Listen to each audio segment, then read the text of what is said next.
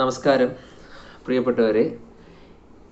ഇന്ന് നമ്മൾ സംസാരിക്കാൻ പോകുന്നത് നമ്മുടെ ജീവിതത്തിൽ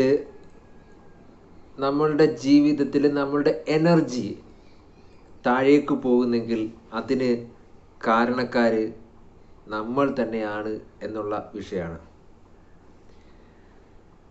habits that drain your energy. നിങ്ങളുടെ എനർജി, നിങ്ങളുടെ ജീവിതത്തിന് ആവശ്യമായിട്ടുള്ള എനർജിയെ താഴേക്ക് കൊണ്ടുപോകുന്ന നിങ്ങളുടെ ഹാബിറ്റ്സിനെ പറ്റിയാണ് ഞാനിവിടെ സംസാരിക്കാൻ പോകുന്നത്. അതിൽ ഒരു ഹാബിറ്റ്സിനെ പറ്റിയാണ് ഞാൻ ഇന്നിവിടെ സംസാരിക്കാൻ പോകുന്നത്. അപ്പോൾ നമ്മുടെ ജീവിതത്തിൽ ധാരാളം ഹാബിറ്റ്സുകൾ ഉണ്ടായിട്ടുണ്ട്. നമ്മളത് ഇങ്ങനെ ആ ഹാബിറ്റ്സായിട്ട് വളർത്തി നമ്മളുടെ ജീവിതത്തിനോടൊപ്പം കൂട്ടിയിട്ടുണ്ട്. അപ്പോൾ അത് ഒരു ഹാബിറ്റ്സിനെ പറ്റിയാണ് ഞാൻ ഇന്നിവിടെ സംസാരിക്കാൻ പോകുന്നത്. അത് മറ്റൊന്നുമല്ല, ഓവർ തിങ്കിങ് എന്ന് പറയുന്ന ഒരു ഹാബിറ്റാണ്. എന്താണ് ഓവർ തിങ്കിങ്? ഓവർ തിങ്കിങ് എന്ന് പറയുന്ന ഹാബിറ്റ്സ് നമ്മൾ അറിയാതെ നമ്മളിൽ വളർന്ന ഒരു ഹാബിറ്റാണ്. അത് നമ്മളുടെ എനർജിയെ താഴേക്ക് കൊണ്ടുവരാൻ മാത്രമേ ഹെൽപ്പ് ചെയ്യാറുള്ളൂ. നിങ്ങളുടെ എനർജിയെ ഡ്രെയിൻ ചെയ്യാൻ, നിങ്ങൾക്ക് ജീവിക്കാൻ ആവശ്യമായിട്ടുള്ള എനർജിയെ ഡ്രെയിൻ ചെയ്യാൻ ഈ ഓവർ തിങ്കിങ് എന്ന് പറയുന്ന ഹാബിറ്റ് വളരെയധികം സ്വാധീനിക്കുന്നു. അപ്പം ഇവിടെ ഓവർ തിങ്കിങ്ങിൻ്റെ ഇമ്പോർട്ടൻസ് അല്ലെങ്കിൽ ഓവർ തിങ്കിങ് കൊണ്ടുണ്ടാകുന്ന സയൻറ്റിഫിക് ആയിട്ടുണ്ടാകുന്ന ചില കാര്യങ്ങളാണ് ഞാൻ ഇന്നിവിടെ സംസാരിക്കാൻ പോകുന്നത്. അപ്പോൾ നിങ്ങൾക്കറിയാം, സാധാരണ നമ്മൾ ഒരു ചിന്തയിലേക്ക് കടക്കുമ്പോൾ തന്നെ നമ്മളുടെ ബ്രെയിനിലുള്ള ന്യൂറോൺസ് എത്രമാത്രം ഇമ്പൾസുകൾ കണ്ടക്ട് ചെയ്യുന്നു, എത്രമാത്രം ഇമ്പൾസുകൾ കണ്ടക്ട് ചെയ്താണ് ആ ചിന്തകളെ ഏകോപിപ്പിക്കുന്നത് എന്ന് നിങ്ങൾക്ക് മനസ്സിലാക്കാൻ പറ്റും. ഇമ്പൾസ് കണ്ടക്ഷൻ നടക്കുന്നു, ന്യൂറോണൽ ഇമ്പൾസ് കണ്ടക്ഷൻ നടത്തുന്നു. അപ്പോൾ നിങ്ങൾ ആവശ്യമില്ലാതെ ഇങ്ങനെ ചിന്തിച്ചു കൂട്ടുമ്പോൾ, ഓവർ തിങ്കിങ് എന്ന് പറയുന്ന പ്രക്രിയയിലേക്ക് കടക്കുമ്പോൾ നിങ്ങളുടെ ബ്രെയിനിലുള്ള ഇമ്പൾസിൻ്റെ കണ്ടക്ഷൻ്റെ തോത് കൂടുകയും ആ ഇമ്പൾസ് കണ്ടക്ഷൻ്റെ വേഗത കൂടുകയും ചെയ്യും, അതിൻ്റെ താളം തെറ്റുകയും ചെയ്യുകയാണ് ചെയ്യുന്നത്. നിങ്ങൾക്കറിയാം, ഇമ്പൾസ് കണ്ടക്ഷൻ്റെ താളം തെറ്റിയാൽ ഉണ്ടാകുന്ന അവസ്ഥ എന്താണ് എന്നെല്ലാവർക്കും അറിയാം. നമ്മുടെ ബ്രെയിനിലൂടെ സഞ്ചരിക്കേണ്ട ഇമ്പൾസിന് ഒരു വേഗത കൽപ്പിച്ചു കൊടുത്തിട്ടുണ്ട്. അതിൽ കൂടുതലായിട്ട് ആ ഇമ്പൾസ് കണ്ടക്ട് ചെയ്താൽ ഡെഫിനറ്റ്ലി ബ്രെയിൻ ഡാമേജ് അല്ലെങ്കിൽ ഡിപ്രഷൻ, ആൻസൈറ്റി എന്നൊക്കെ പറയുന്ന സൈക്യാട്രിക് പ്രോബ്ലംസ് ഉടലെടുക്കുന്നുള്ള കാര്യത്തിൽ ഒരു സംശയവും വേണ്ട. സോ ഓവർ തിങ്കിങ് മൂലം നമുക്കുണ്ടാകുന്ന പ്രശ്നം നമ്മളുടെ ബ്രെയിനിലുമായിട്ട് ബന്ധപ്പെട്ട കാര്യങ്ങളാണ്.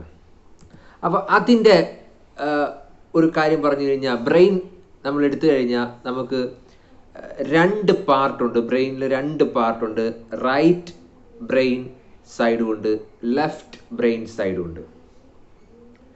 അപ്പോൾ ഈ റൈറ്റ് ബ്രെയിൻ സൈഡ് പല കാര്യങ്ങൾക്കും വേണ്ടി ഉപയോഗിക്കുന്നു, ലെഫ്റ്റ് ബ്രെയിൻ സൈഡ് പല കാര്യങ്ങൾക്കും വേണ്ടി ഉപയോഗിക്കുന്നു. Right brain side art awareness, creativity, imagination, insight, holistic thought, music awareness, 3D forms, then left hand control. Right brain side ഈ കാര്യങ്ങൾക്കൊക്കെയാണ് എന്ത് ചെയ്യുന്നത്, ഉപയോഗിക്കുന്നത്. ഇനി ലെഫ്റ്റ് ബ്രെയിൻ സൈഡിലേക്ക് നമ്മൾ വന്നു കഴിഞ്ഞാൽ, ലെഫ്റ്റ് ബ്രെയിൻ സൈഡ് ഉപയോഗിക്കുന്നത് അനലിറ്റിക്കൽ തോട്ടിന് ഉപയോഗിക്കാറുണ്ട്, ലോജിക്കായിട്ട് ചിന്തിക്കാൻ വേണ്ടി ഉപയോഗിക്കാറുണ്ട് ലെഫ്റ്റ് ബ്രെയിൻ സൈഡ്. അതുപോലെ നമ്മുടെ ലാംഗ്വേജ്, കമ്മ്യൂണിക്കേഷനുമായിട്ട് ബന്ധപ്പെട്ട കാര്യങ്ങൾക്ക് നമ്മളുടെ ബ്രെയിനിൻ്റെ ലെഫ്റ്റ് പാർട്ടാണ് ഉപയോഗിക്കാറ്. അതുപോലെ റീസണിങ് ആയിട്ടുള്ള കാര്യങ്ങൾ ചെയ്യാൻ വേണ്ടി നമ്മൾ ഉപയോഗിക്കുന്ന ബ്രെയിനിൻ്റെ പാർട്ട് ഏതാണെന്ന് ചോദിച്ചു കഴിഞ്ഞാൽ അതും ലെഫ്റ്റ് ബ്രെയിൻ പാർട്ടാണ്. സയൻസ് അല്ലെങ്കിൽ മാത്തമെറ്റിക്കൽ ആയിട്ടുള്ള കാര്യങ്ങൾ ചെയ്യാനായിട്ട് ഉപയോഗിക്കുന്നതും ബ്രെയിനിൻ്റെ ലെഫ്റ്റ് സൈഡ് തന്നെയാണ്. അതുപോലെ റൈറ്റ് ഹാൻഡിനെ കൺട്രോൾ ചെയ്യാനായിട്ട് നമ്മളുടെ ബ്രെയിൻ നമ്മളുടെ ലെഫ്റ്റ് ബ്രെയിൻ സൈഡാണ് ഉപയോഗിക്കുന്നത്. സോ ബ്രെയിൻ തന്നെ അതിൻ്റെ ഫങ്ഷൻ ഒന്ന് പ്രോപ്പറാക്കാൻ വേണ്ടി ബ്രെയിൻ തന്നെ അതിനെ സ്പിയറായിട്ട് 2 ഭാഗമായിട്ട് തിരിച്ചിട്ട് ഓരോ ഫങ്ഷനും വേണ്ടി ഓരോ ഭാഗം ഉപയോഗിച്ചുകൊണ്ടിരിക്കുകയാണ്. നിങ്ങളൊന്ന് ആലോചിച്ച് നോക്കിയേ, എന്ത് വ്യത്യസ്തരമായിട്ടുള്ള ഒരു ഫങ്ഷനിങ് ആണ് ബ്രെയിനിൽ നടക്കുന്നത്.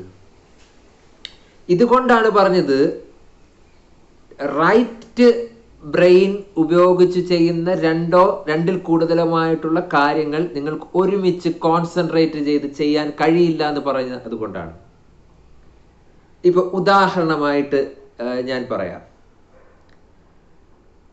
ലെഫ്റ്റ് ബ്രെയിൻ ഉപയോഗിച്ച് റൈറ്റ് ബ്രെയിൻ ഉപയോഗിച്ച് കൊണ്ട് ചെയ്യുന്ന ഒരേ കാര്യമാണ് ഇമാജിനേഷനും ദെൻ മ്യൂസിക് അവയർനെസ്സും. ഇത് രണ്ടും ഒരേ പാർട്ട് കൊണ്ട് ഉപയോഗിച്ച് ചെയ്യുന്നതായതുകൊണ്ട് നിങ്ങൾക്ക് ചിലപ്പോൾ ചില മ്യൂസിക് നല്ല ഒരു പാട്ട് കേട്ടുകൊണ്ട് വേറൊരു കാര്യം നിങ്ങൾക്ക് ഇമാജിൻ ചെയ്യാൻ പറ്റില്ല. അത് പാട്ടിലേക്ക് ഇങ്ങനെ മുഴുകി പോകും. സോ ഇതാണ് ബ്രെയിൻ്റെ ഒരു ഇതെന്ന് പറയുന്നത്, ഫങ്ഷൻ എന്ന് പറയുന്നത്. ഇനി നമ്മുടെ ഓവർ തിങ്കിങ് എന്ന് പറയുന്ന പ്രോസസ്സ് വരുമ്പോൾ ബ്രെയിൻ അധികമായിട്ട് വർക്ക് ചെയ്യും. നിങ്ങൾ കേട്ടിട്ടുണ്ടായിരിക്കും കോർട്ടിസോൾ എന്ന് പറയുന്ന ഒരു ഹോർമോൺ. നമ്മുടെ ഹൈപ്പോതലാമസിൽ നിന്ന് റിലീസ് ചെയ്യുന്ന കോർട്ടിസോൾ അത് ഏറ്റവും വലിയ ഒരു വില്ലനാണ്. അതൊരു സ്ട്രെസ് ഹോർമോണാണ്. ഓവർ തിങ്കിങ് ചെയ്യുന്ന സമയത്ത് ഈ കോർട്ടിസോളിന്റെ റിലീസ് അമിതമായി കൂടുകയും അത് ഡിപ്രഷൻ, ആൻസൈറ്റി എന്ന പോലെയുള്ള ഹൈലി സ്ട്രെസ്ഡ് ആയിട്ടുള്ള കണ്ടീഷനിലേക്ക് നമ്മളെ കൊണ്ടുപോവുകയും ചെയ്യും. നമ്മളൊക്കെ ചെറുതായിട്ട് ഓവർ തിങ്കിങ് ചെയ്യുമ്പോൾ ഉള്ള കാര്യമല്ല പറയുന്നത്, വലിയ ഓവർ തിങ്കിങ്ങിലേക്ക് പോകുമ്പോൾ ഉള്ള കാര്യമാണ് പറയുന്നത്. സോ കോർട്ടിസോൾ റിലീസ് ചെയ്യും. കോർട്ടിസോൾ റിലീസ് ചെയ്ത് കഴിഞ്ഞാൽ ഇത് സ്ട്രെസ് ഹോർമോണാണ്. അത് നമുക്ക് കൂടുതൽ സ്ട്രെസ് പ്രൊഡ്യൂസ് ചെയ്യും. അത് നമ്മളുടെ ആങ്സൈറ്റി അല്ലെങ്കിൽ ഡിപ്രഷൻ എന്ന് പറയുന്ന ആ സ്റ്റേജിലേക്കൊക്കെ നമ്മളെ കൊണ്ടുപോകും. സോ ഈ കോർട്ടിസോൾ ബോഡിയിൽ റിലീസ് ചെയ്ത് കഴിഞ്ഞാൽ ധാരാളം അതിന് ബാഡ് എഫക്ട്സ് നമ്മുടെ ബോഡിയിലുണ്ട്. മൈഗ്രെയിൻ, ഓവർ തിങ്ക് ചെയ്യുന്ന ആൾക്കാരിൽ ഡെവലപ്പ് ചെയ്യാൻ സാധ്യതയുള്ള ഒരു ഡിസീസാണ് മൈഗ്രെയിൻ.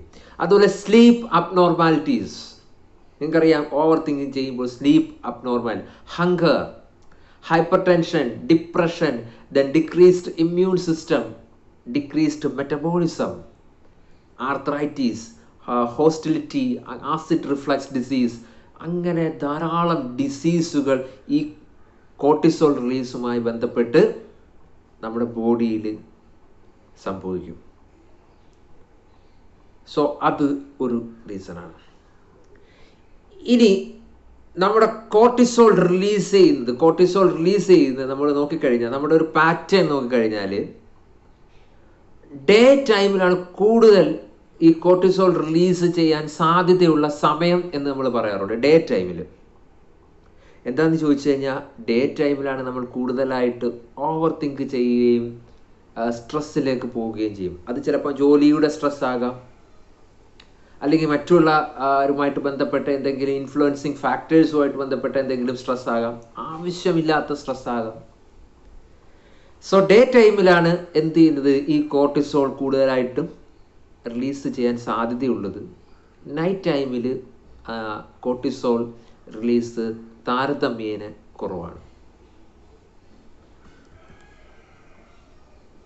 ഇത് പല പരീക്ഷണങ്ങൾ നടത്തിയിട്ടുണ്ട് ഈ കോർട്ടിസോൾ റിലീസും. അതിനകത്ത് ഏറ്റവും ബെസ്റ്റ് ആയിട്ടുള്ള ഒരു പരീക്ഷണമാണ് റാറ്റ് എക്സ്പെരിമെന്റ് നടത്തിയിട്ടുണ്ട്.